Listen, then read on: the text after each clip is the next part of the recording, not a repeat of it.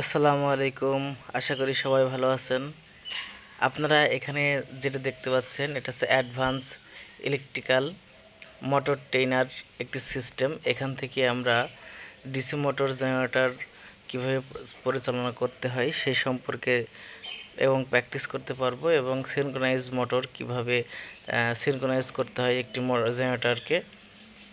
তো এখানে দেখছেন চারটা মোটর আছে। আসলে চারটা সিস্টেম আমরা জানতে পারি। এখানে সিনক্রোনাইজ মোটর কিভাবে সিনক্রোনাইজ করতে হয় এবং শর্তগুলো কি কি, এবং দেখতে পাচ্ছেন বিভিন্ন প্রকার ডিসপ্লে প্যারামিটার লাগানো আছে, ভোল্ট অ্যাম্পিয়ার, এবং অ্যাডজাস্ট করে আসলে সিনক্রোনাইজ করতে হয়। এই বোর্ডের মাধ্যমে আমরা আসলে এই কাজগুলো করে থাকি।